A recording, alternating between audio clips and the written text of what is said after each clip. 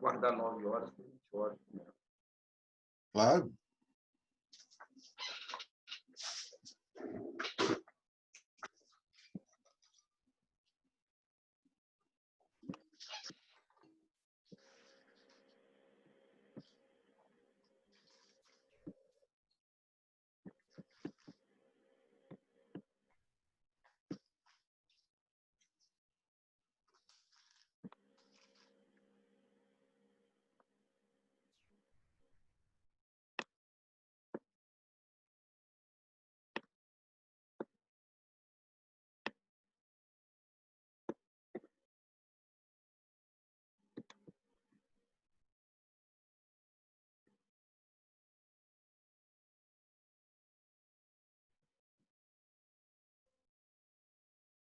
Bom dia a todos. Vamos, então, começar mais uma escola bíblica, né?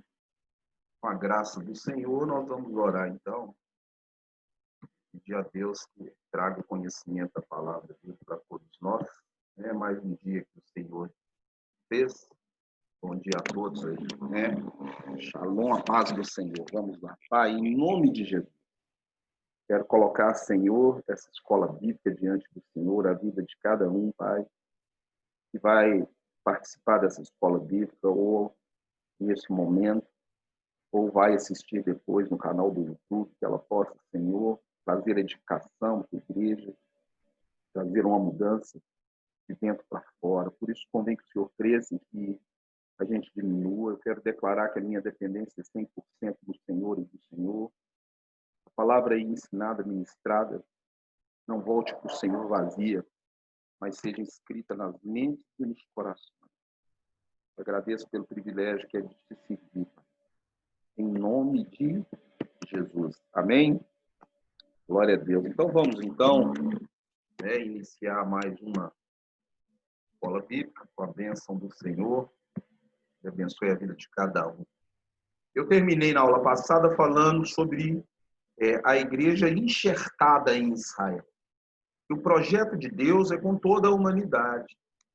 E para isso, na 69ª semana de Daniel, Deus para a contagem para enxertar os gentios, não é?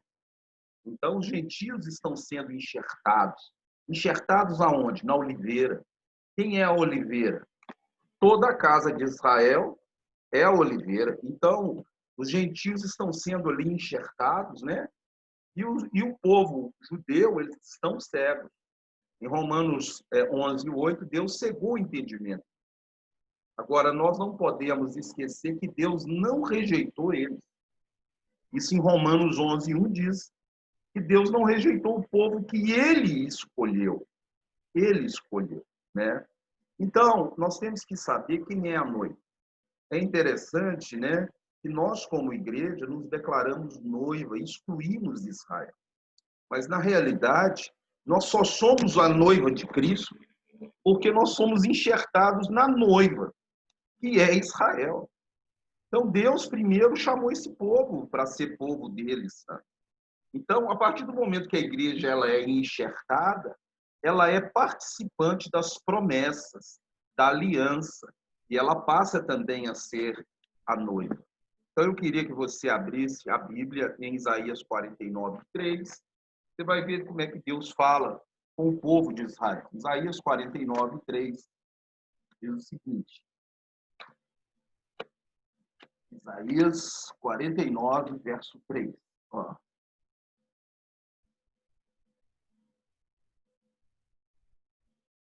Isaías 49, 3. E me disse, tu és o meu servo, és Israel, por quem hei de ser glorificado. No verso 18, presta atenção. Levanta os olhos ao redor e olha.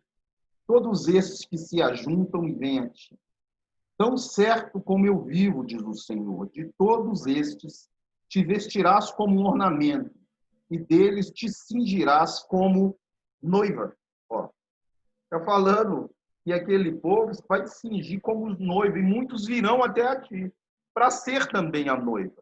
No verso 22, ele diz assim, assim diz o Senhor Deus, eis que levantarei a mão para as nações, ante os povos arvorarei a minha bandeira, eles trarão os teus filhos nos braços, e as tuas filhas serão levadas sobre os ombros. Está falando da restauração da noiva, né, do povo judeu. Abre comigo Jeremias capítulo 2, verso 2. Diz o seguinte, Jeremias 2, 2. Vai e clama aos ouvidos de Jerusalém. Assim diz o Senhor, lembrar-me-ei da tua afeição quando eras jovem e do teu amor quando noiva. Ó, do teu amor quando noiva e de como me seguias no deserto, uma terra em que não se semeia. Então, a noiva, primeiro é eles. E nós somos noiva porque fomos enxertados. Então, Deus, Jesus, ele vem casar com uma noiva. Se a noiva é a igreja, então os judeus estão para trás.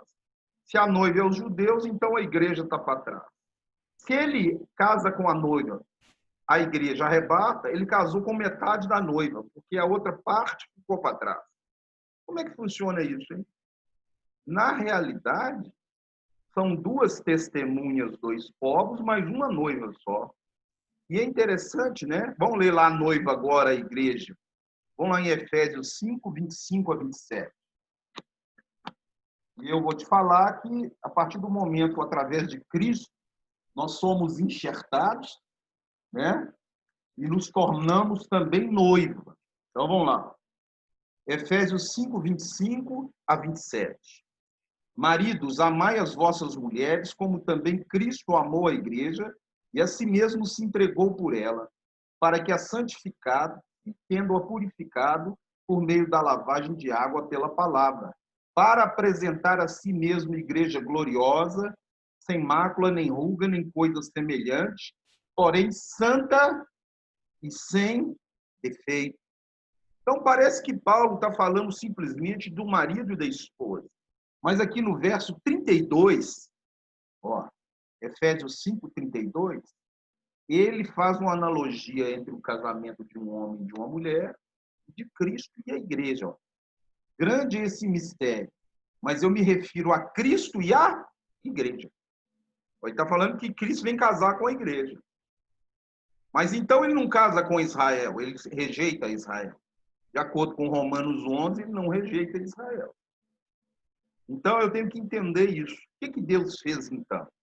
Abre comigo Efésios 2:11. Efésios 2:11. Olha o que Deus fez.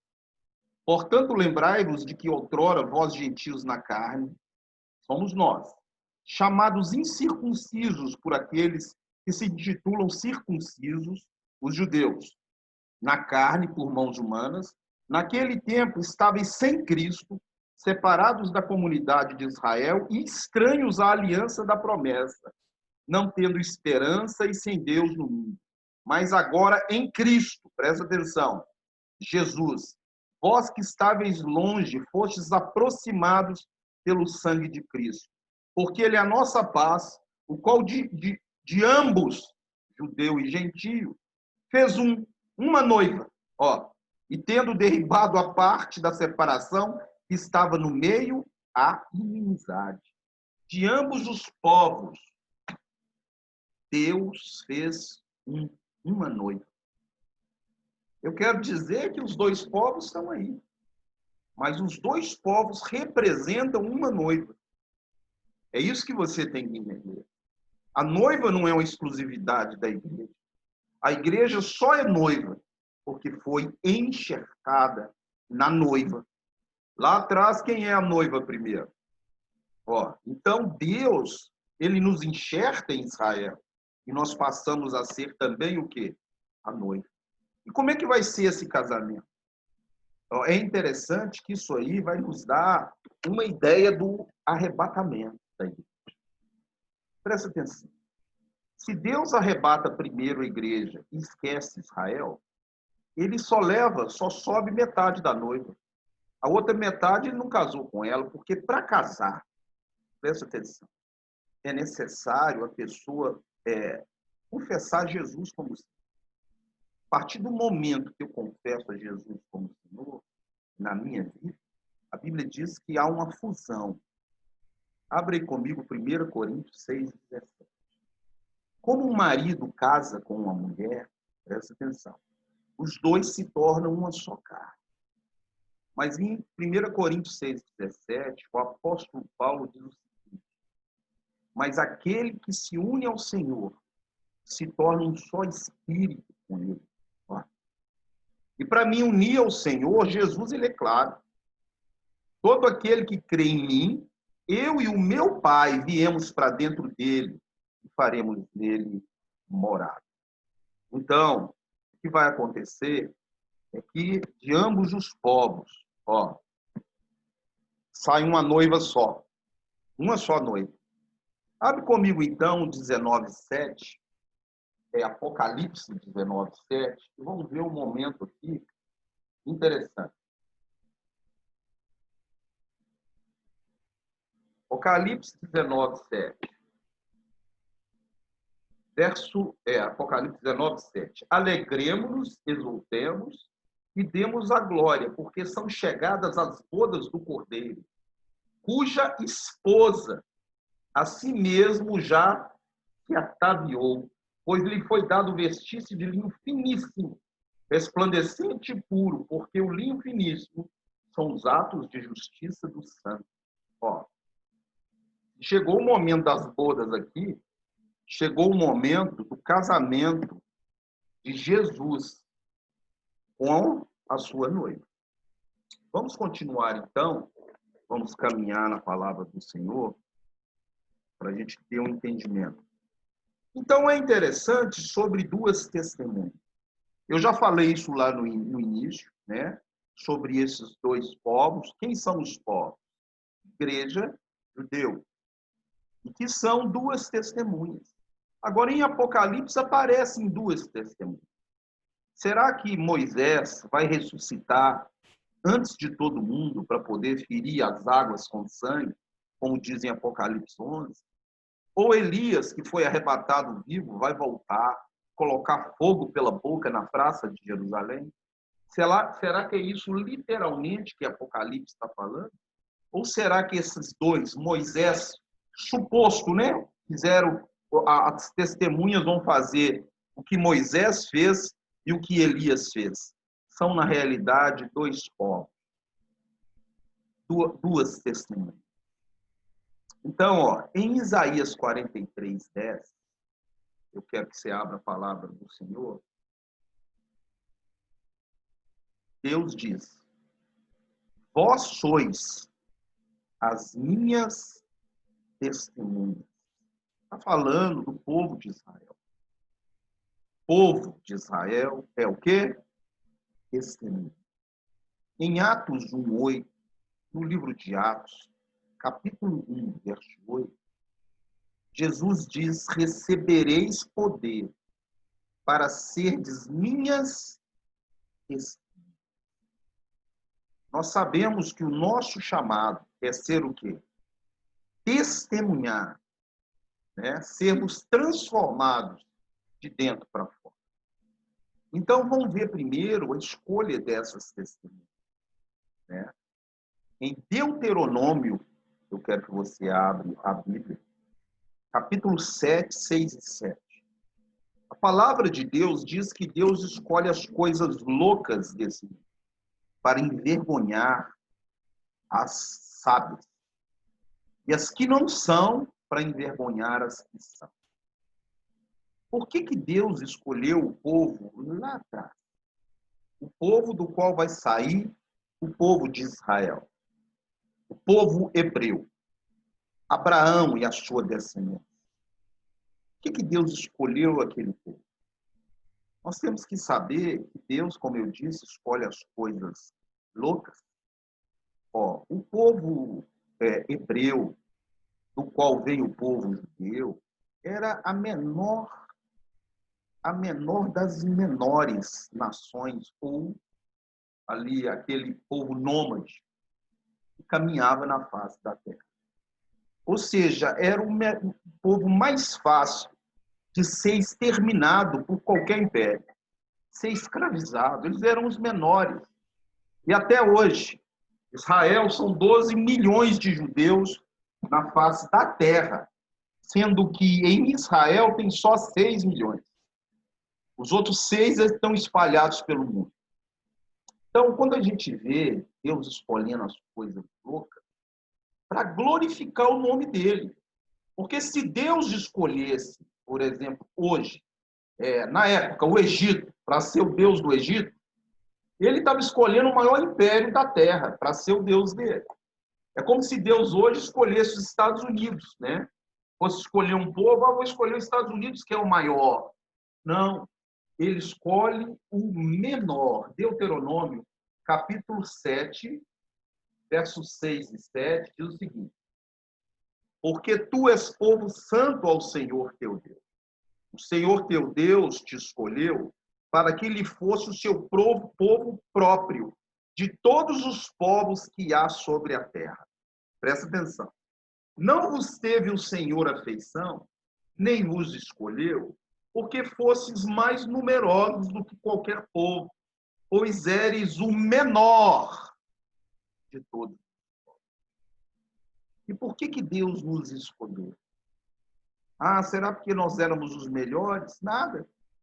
Nós também somos as coisas loucas desse mundo. Como é que uma pessoa muda de dentro para fora o caráter dele? É interessante que quando você vem do mundo, as pessoas do mundo olham para você e falam, isso aí é outra pessoa.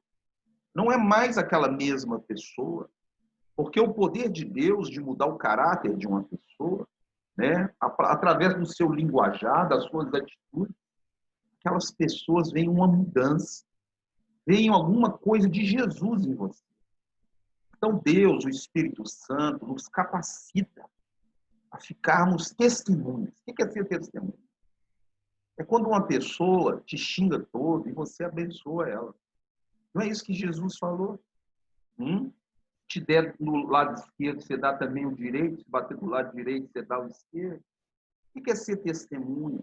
É quando alguém te xinga no trânsito e você não retruca. E ainda abençoa aquela pessoa. É ser o melhor funcionário de um emprego.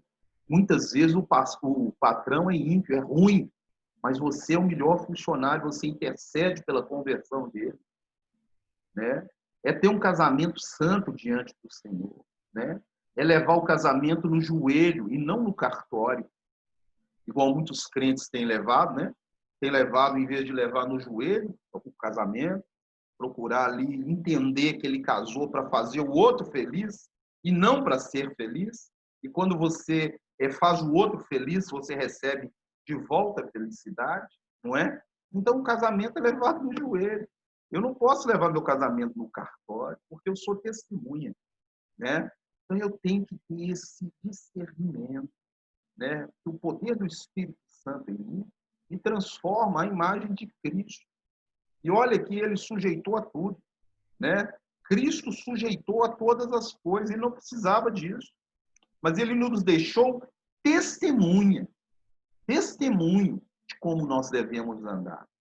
Então, o nosso alvo, ele é Cristo. Nós temos que imitar a Cristo. Por que muitos crentes abandonam a fé em Jesus? Porque eles espelham em homens, eles espelham em religião. Aí eles vão cair. Eu quero dizer que você deve espelhar a sua fé naquele que é santo, naquele que é perfeito, chamado Deus. Abre então a outra testemunha, abre Mateus 16, 18 e 19. Por que eu estou falando isso? Se você não entender isso, esses dois povos, essas duas testemunhas, essas duas casas, você não vai entender nada de Apocalipse e de volta de Jesus. Então, em Mateus 16, 18, olha o que ele diz. Também eu te digo que tu és Pedro, e sobre essa pedra edificarei a minha igreja, e as portas do inferno não prevalecerão contra ela. Dar-te-ei as chaves do céu, o que ligares na terra terá sido ligado nos céus, e o que desligares na terra terá sido desligado nos céus. Então, aliás, termina aí. Então, nós somos a testemunha, tem poder para ligar e desligar. Temos que entender isso. Então, quando em Apocalipse falar duas testemunhas, quem são duas testemunhas? Duas nações, dois povos que Deus comprou. Olha, dois povos que são propriedades dele. dois povos que são a noiva de Cristo. É interessante que eu quero falar agora sobre a visão de Zacarias, porque eu quero desvendar já. Você tem que entender o Apocalipse, ele é todo codificado. Abre comigo o Apocalipse 11, né? E você vê em vários filmes de Apocalipse, que põe lá duas pessoas cuspindo fogo pela boca, né? Como testemunha do Senhor. Então, quem lê o Apocalipse com a visão, sem o entendimento, que todo o Apocalipse está traduzido na própria Bíblia, ele não entende. Ó. Olha o que diz aqui, ó. Verso 3. Apocalipse 11, 3. Darei as minhas duas testemunhas, que profetizem por 1260 dias, vestidas de pano de saco. Presta atenção, são estas as duas oliveiras e os dois candeeiros que se acham em pé diante do Senhor da terra. Presta atenção, duas oliveiras, dois candeeiros. Profetizar, se você não sabe, é pregar a palavra.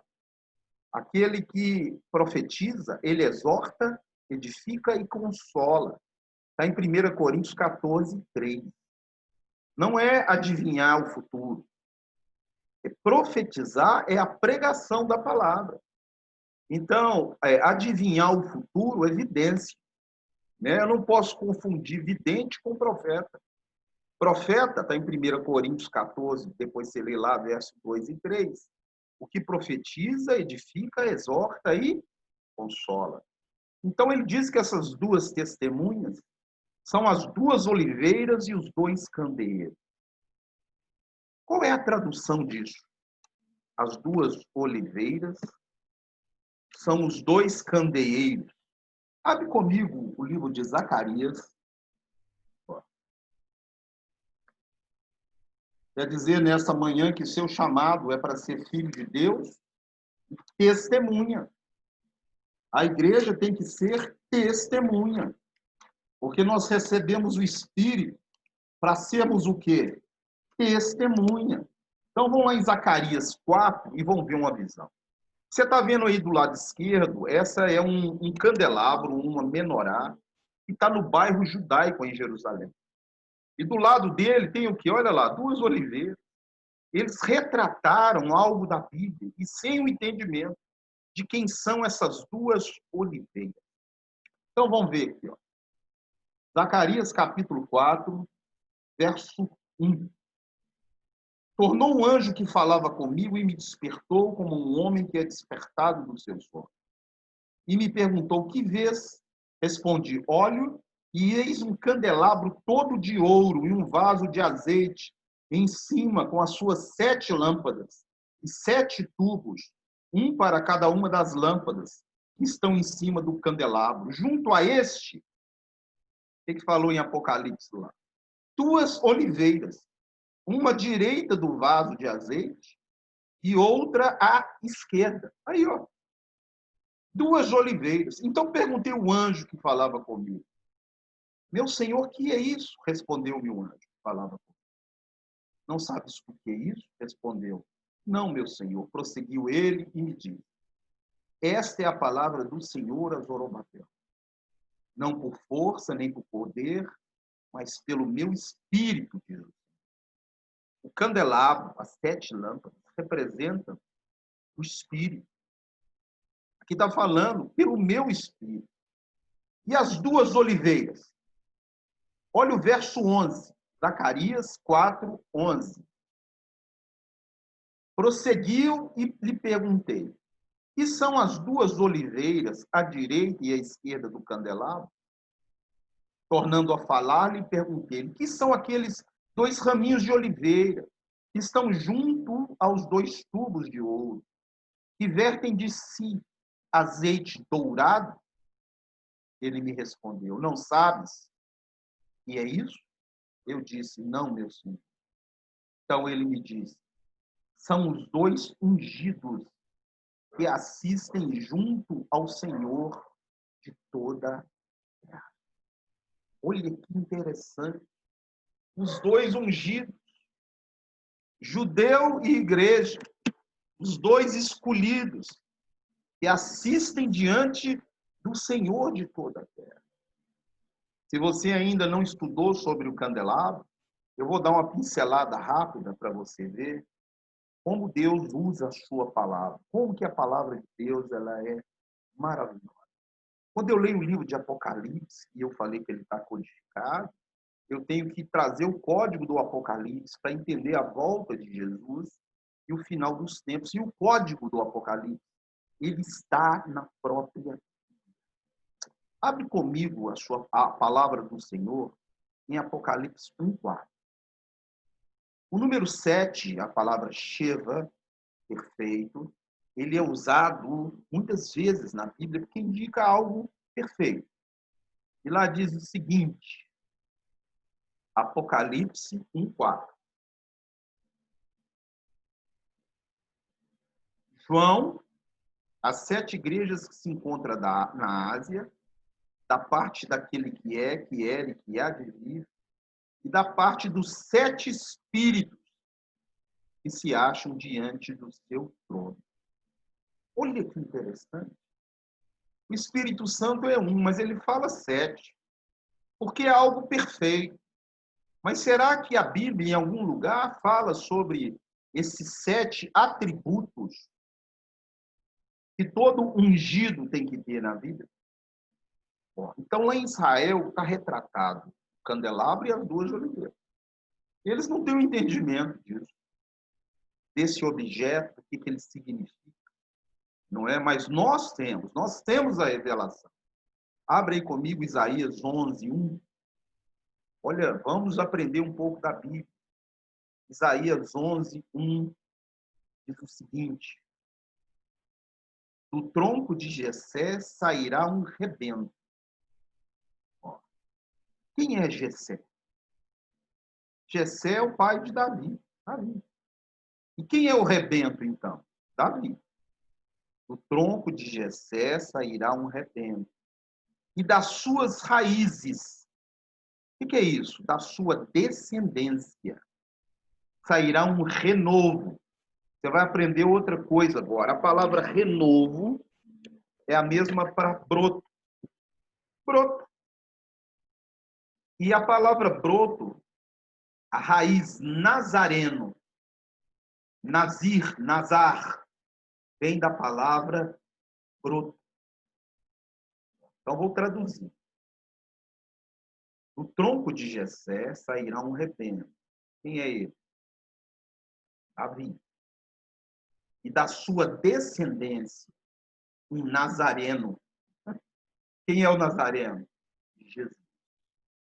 E repousará sobre ele, vão contar, o Espírito do Senhor, o Espírito de sabedoria e entendimento, o Espírito de conselho e fortaleza, o Espírito de conhecimento e temor do Senhor. O 7. A plenitude do Espírito sobre Jesus. Agora, é interessante que essa plenitude, o Espírito Santo de Deus, ele trabalha na terra com 2 testemunhas, 2 oliveiras. Porque é da oliveira que é tirado o azeite para acender esse objeto. Então, é bem interessante a Bíblia, porque quando a azeitona ela é prensada, sai o óleo para acender o candelabro.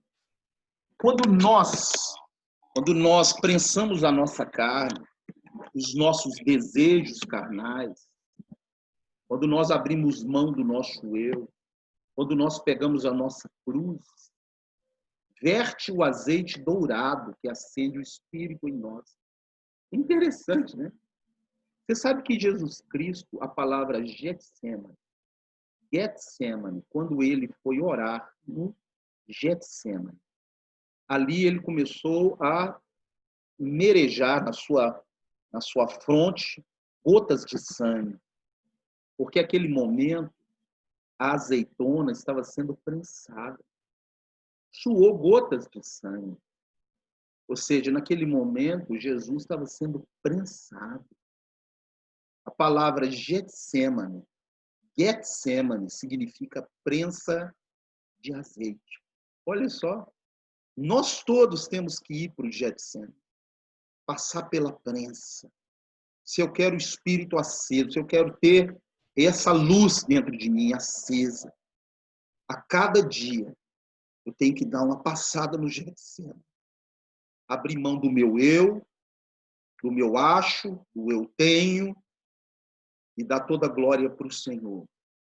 E aprender a falar, se Deus quiser, faremos isso ou aquilo. Então, você é uma das testemunhas que Deus levantou nessa terra para mostrar o poder dele. E o outro é o povo judeu que está lá. Ó. Ninguém até hoje nunca acabou com aquele povo e nem vai acabar. É um povo antiguíssimo. São descendentes de Sem, filho de Noé. Você já pensou? Jerusalém tem mais de 5.000 anos. Então, meu irmão, nós temos que aprender o Apocalipse com essa visão escatológica nas duas testemunhas. Vamos continuar, então. Interessante, né? Eu vou te contar mais uma curiosidade. Por que o Espírito Santo desceu sobre Jesus em forma corpórea de uma pomba e não desceu em forma do candelabro, então, já que o candelabro é o Espírito? Muitos pegam a pomba e colocam ela como símbolo do Espírito. Naquele momento, o Espírito ele manifestou em forma de uma pomba. Por quê, hein? Eu te falei que a Bíblia ela é toda linkada. Se você é um leitor da Bíblia, você sabe que quando Noé, presta atenção, quando Noé, a arca, ela vai pousar sobre o monte Ararat na Turquia. Quando Noé solta a pomba, ela volta trazendo no bico um broto, um ramo de oliveira. Olha, vamos aprender. O que é o broto, o ramo? O nazareno. Aquele broto que a pomba trouxe no bico é a esperança de vida. Noé entendeu que a terra ia ter vida de novo. Porque a pomba trouxe o broto, ela voltou com o broto e falou, opa, podemos abrir a arca que agora tem esperança de vida numa terra que foi devastada, morta. Quando Jesus é batizado, o Espírito Santo vem em forma corpórea de uma pomba para dizer para a humanidade que ele está trazendo o nazareno, o broto de oliveira, que é a esperança de vida para um planeta morto no seu pecado, para um planeta que jaz no maligno. Então, ele faz questão de manifestar como uma pomba, para que as pessoas entendam que aquele que está sendo batizado é o nazareno, é o broto da oliveira, é a esperança de vida para uma humanidade morta nos seus delitos e pecados. O símbolo do Espírito está aí, ó, é o candelabro. E a pomba, ele manifesta como pomba para dizer ao mundo, chegou o nazareno, chegou o broto, o renovo, aquele que traz esperança de vida para uma humanidade morta nos seus delitos e pecados. Vamos continuar, então, o nosso estudo e vamos, então, caminhar para esse lugar. A partir do momento de tudo que você aprendeu, quando você olha esse lugar, Jerusalém, o que você entende? O que Deus falou para Daniel? Nós já estudamos na aula passada um pouco sobre as 70 semanas. Mas olha o que Deus diz para ele. Abre comigo, Daniel. Eu só quero ler um versículo para voltar com você, para você entender a importância de Jerusalém para a igreja. Muitos não entendem a importância de Jerusalém para a igreja. Daniel, capítulo 9. 24. Daniel 9, 24. Olha como que o Apocalipse está linkado à volta de Jesus, diretamente em Jerusalém. 70 semanas estão determinadas sobre o teu povo e sobre a tua santa cidade. Aí, ó. 70 semanas sobre o povo judeu e sobre a santa cidade, ó, para fazer cessar a transgressão, para dar fim aos pecados, para expiar a iniquidade, para trazer a justiça eterna, para selar a visão e a profecia, e para ungir o santo dos santos. Vou traduzir para você o que diz esse texto. Israel é o relógio profético de Deus. Jerusalém é o relógio profético de Deus. Em Daniel 9, 24, sobre a sua santa cidade, sobre o seu povo, estão determinados 70 semanas para selar a justiça eterna. Sabe o que é isso? É a justiça de Deus, selar tudo. Sobre qual povo? O povo de Israel. Então, nós, como igreja, enxertados na oliveira, participantes da seiva da oliveira, como noiva, nós não podemos desvincular de Israel. Eu quero dizer que não é idolatria a Israel, é entendimento que Israel, as profecias se cumpriram, estão se cumprindo e vão se cumprir naquele lugar.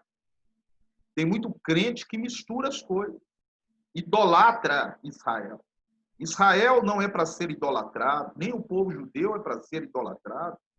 É para que você tenha entendimento que eles são um relógio sobre a volta de Jesus e fazer aquilo que a Bíblia manda. Orar pela paz em Jerusalém. Ou seja, orar por esse povo, por esse lugar, por essa nação, não é? Isso é uma obrigação da igreja, não é?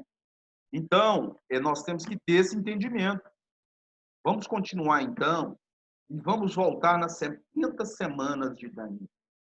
Nós estudamos um pouco na aula passada, né? Daqui a 1 minuto e pouco vai cair, nós vamos entrar de novo. Nós estudamos um pouco na semana passada sobre o decreto, sobre o rei Ciro. Eu falei de curiosidade para você entrar na internet, colocar lá o tablete de Ciro na ONU, sobre a primeira declaração de direitos humanos da humanidade, um rei que Deus chama ele de meu ungido, meu pastor. Então, eu tenho uma contagem das 70 semanas e elas começam com o decreto de Ciro. Ó, se você está assistindo hoje a primeira aula, você vai ter que ver no YouTube para você ter o entendimento. Nós já estamos um pouquinho avançados.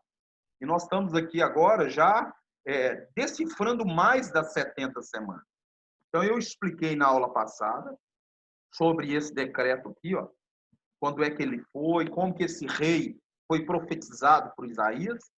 E esse pedaço aqui, ó, 49 anos, esse pedaço em amarelo, foi o tempo gasto para reedificar o templo e a cidade de Jerusalém.